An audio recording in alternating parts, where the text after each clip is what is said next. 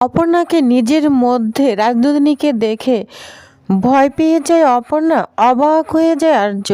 Happy ever 70 দেখা যাবে আজকের পর্বে। বিস্তারিত জানতে ভিডিওতে একটি লাইক দিয়ে পুরো ভিডিওটি দেখতে থাকুন। গল্পের শুরুতে আমরা দেখতে পাবো অপর্ণা এবং আর্যর ফুলসজ্জার আয়োজন করা হয়েছে। আর্য নিজে তার রুমটা অনেক সুন্দর করে সাজিয়েছে মনের মতো করে অপর্ণাকে খুশি করার জন্য। তো দুজনে এক ঘরে একসঙ্গে ফুলসজ্জার রাতে খুব সুন্দর মুহূর্তগুলো কাটাচ্ছে। অপর্ণা বলে, স্যার আমি আপনাকে একটা কথা বলতে চাই, বলবো? তখন আর্য বলে, মাত্র একটা কথা? তুমি হাজারটা কথা বলতে পারো, এই রাতটা শুধু তোমার আর আমার। তাহলে তুমি কেন সংকোচ করছো অপর্ণা? তুমি বলো, তুমি কি বলতে চাও? অপর্ণা তখন বলে, স্যার আমার না আর কিচ্ছু চাওয়ার নেই। আপনি আমাকে সব কিছু দিয়ে ভালোবাসা দিয়ে ভরিয়ে দিয়েছেন, এত ভালোবাসা দিয়েছেন যে আমি নিজেকে খুঁজে পেয়েছি।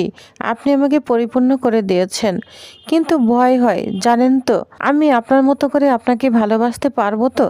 যা শুনে আর্য বলতে থাকে, অপর্ণা এটা এটা কি বলছো? এতদিন তো আমি তোমাকে এ কথাগুলোই বলে আসছি, কারণ আমি তোমার ভালোবাসার মধ্যেই আমাকে খুঁজে পেয়েছি। তুমি তো আমাকে পরিপূর্ণ করে দিয়েছো অপর্ণা, আমি তোমার মাধ্যমে বাঁচতে শিখেছি। তুমি আস্তে আস্তে বড় হবে আর আমি আস্তে আস্তে বুড়ো হব।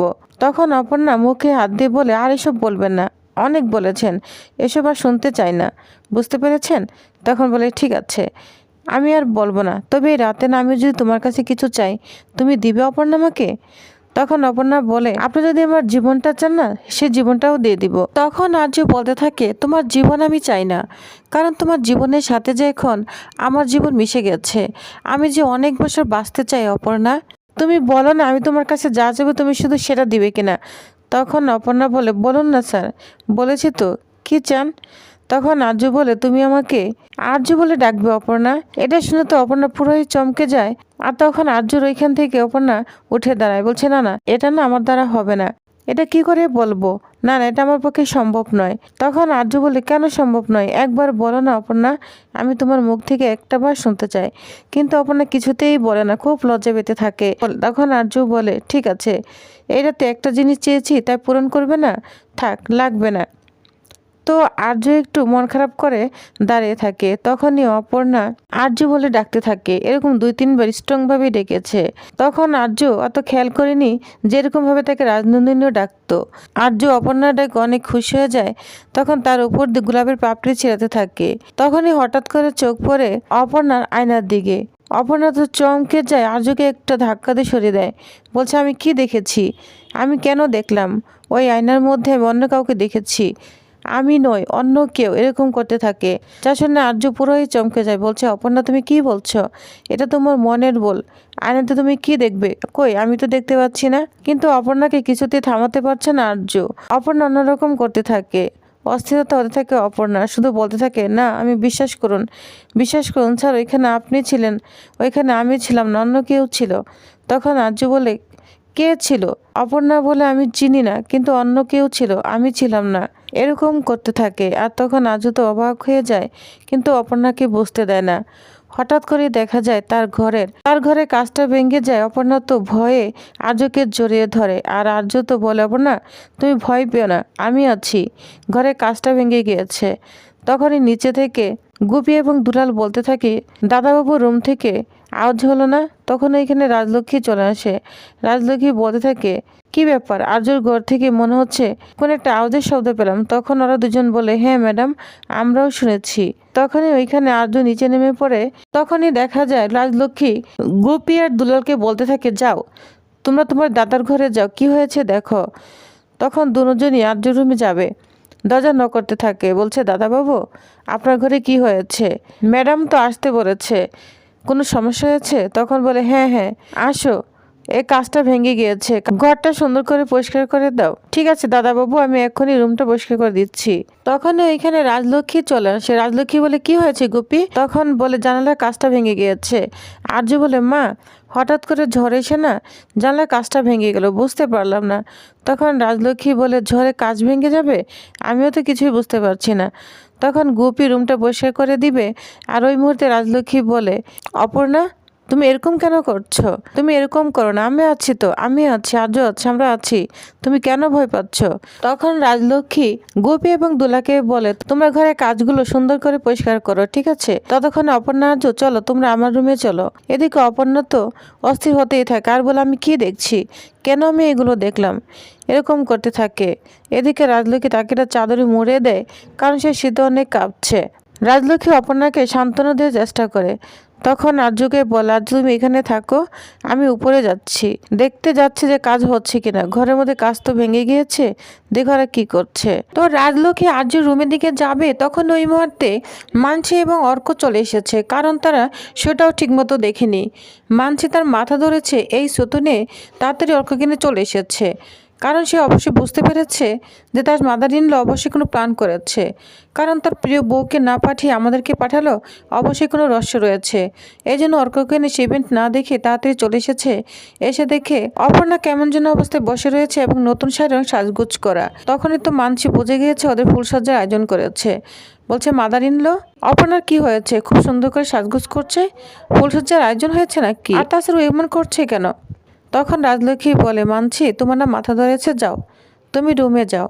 তখন অর্ক মানসীকে নিয়ে রুমের দিকে চলে যায়, কোনো প্রশ্ন করতে দেয় না। তখন মানসী মনে মনে বলে, যেটা বুঝেছি সেটাই, মাদার ইন ল কোনো কথাই বলবে না, এমনকি থাকতেও দিবে না।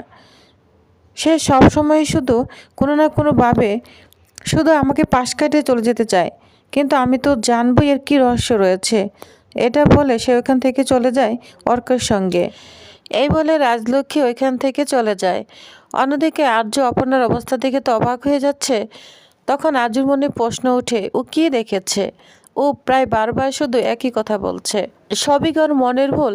না না, এটা কিছুতেই হতে পারে না, কিছু তো একটা অবশ্যই আছে। তখন অপর্ণাকে বলে, অপর্ণা আমি একটা কথা বলতে চাই, তোমাকে একটা প্রশ্ন করব, তুমি উত্তর নাই দিতে পারো, যদি মনে করো উত্তর দিবে তাহলে দাও। আচ্ছা বলো তো, তুমি অ্যাকচুয়ালি কাকে দেখেছো? এরকম ভয় পাচ্ছ, কি দেখেছো আমাকে খুলে বলবে? তখন অপর্ণা ডিটেলস বলতে থাকে আর্যকে। বলছে, আমি সবসময় একটা ফেস দেখতে পাই, সব সময় একটা ফেস দেখতে পাই, মনে হয় আমার মধ্যে আমি একটা ফেস দেখতে পাই, আয়নাতে অন্যরকম একটা চেহারা, যে চেহারাটাকে আমি কখনোই দেখিনি, একটা চেহারা আমি সবসময় দেখতে পাচ্ছি, এমনকি আজকেও দেখেছি। তখন আর্য বলে, একটু হুবহু বর্ণনাটা দিবে, কেমন দেখতে? তখন অপর্ণা বলতে থাকে, একদম প্রতিমার মতো, অনেক সুন্দরী, অনেক সাহসী এবং অনেক সংযমী মানুষ, অনেক সংবেদনশীল, এরকম মনে হচ্ছে। তো রাজনন্দিনীর সমস্ত বর্ণনায় অপর্ণা দিতে থাকে, যা শুনে তো আর্য পুরোই চমকে যায়। তখন ওইখানে রাজলক্ষ্মী চলে আসে আর গোপীদুলা বলতে থাকে, দাদাবাবু আপনার ঘটনা পরিষ্কার হয়ে গিয়েছে, আপনারা এখন যেতে পারেন। তখন বলে, আচ্ছা যাচ্ছি, তুমি যাও। তখন আর্য বলে, অপর্ণা তুমি না রুমে যাও, আমি আসছি, যেতে পারবে তো? তখন অপর্ণা বলে, হ্যাঁ পারবো। এদিকে অপর্ণা আস্তে আস্তে যাচ্ছে আর বলছে, আমার কি হয়েছিল, আমি কেন এরকম করছি, আর কাকে দেখতে পাই। তো এইভাবে আস্তে আস্তে রুমের দিকে যেতে থাকে। অন্যদিকে আর্য তার মাকে বলে, জানো তো মা কি হয়েছে? অপর্ণা যা ডিটেলস আমাকে দিল, তোমার মেয়ে রাজনন্দিনীকে দেখেছে, যা শুনে তো রাজলক্ষ্মী পুরোই চমকে যায়। তখন বলে, না না, এটা হতে পারে না আর্য, এটা ওর মনের ভুল, তুমি কেন বুঝতে পারছো না? তোমাদের অসমীপূর্ণ বিয়ে হয়েছে, ও তোমার আগের বউকে ও নিজের মতো করে কল্পনা করে নিচ্ছে, তাই বারবার শুধু ওকেই দেখছে, বুঝতে পেরেছ? এরকমই হবে, আর তুমিও হয়তো একটু বেশি ভাবছো। তখন আর্য বলে, হয়তো মা তুমি ঠিক, আমি বেশি ভাবছি, ও তো রাজনন্দিনীকে দেখেনি, তাহলে? মা এটাই তো আমার ভয়, ও দেখেনি তারপরও কেন হুবহু ওর মধ্যে বর্ণনা দিচ্ছে। তখন রাজলক্ষ্মী আর্যকে কন্ট্রোল করার চেষ্টা করে এবং মানি উপরে পাঠিয়ে দেয়। এদিকে রাজলক্ষ্মীও সে একই কথা ভাবতে থাকে যে না, এটা কিভাবে হতে পারে, ও তো আমার মেয়েকে কখনোই দেখেনি। তো এটা নিয়ে ভাবতে থাকে রাজলক্ষ্মী। অন্যদিকে আর্য আস্তে আস্তে তার রুমের দিকে যেতে থাকে, কিন্তু নিজের রুমে না গিয়ে রাজনন্দিনী রুমের দিকে যায়। এদিকে অপর্ণা আর্যর জন্য অপেক্ষা করছে, বলছে, স্যার এখনো কেন আসছে না, অনেক দেরি হয়ে যাচ্ছে, আমার একা একা ভালো লাগছে না। এই বলে দরজার বাইরের দিকে যায়, বলছে, ঠিক আছে আমি বরং ডেকে নিয়ে আসি। আচ্ছা আর্য থেকে এখনও তার মায়ের রুমে আছে, এরকম ভাবতে থাকে। হঠাৎ করে চোখ পড়ে রাজনন্দিনীর রুমের দিকে, দেখে আর্যর স্যান্ডেলটা দরজার সামনে রয়েছে। বলছে স্যারের স্যান্ডেল, স্যার এই রুমে ঢুকেছে, কালকে আমার কাছ থেকে চাবিটা নিয়ে নিল, আজকে উনি ঢুকে পড়েছেন। অপর্ণা ওই ভিতরে গিয়েও আর যায় না। তখন অপর্ণা বলে, না না আমি যাব না, আমি স্যারকে সময় দিয়েছি, আমি যাব না ওই ঘরে। তো থমকে দাঁড়িয়ে থেকে অপর্ণা আর্যর জন্য অপেক্ষা করছে। তো প্রিভিয়াস তাহলে নেক্সট আকর্ষণীয় পর্বে আরো কি কি থাকছে তো জানতে অবশ্য আমার সাথেই থাকুন। ধন্যবাদ।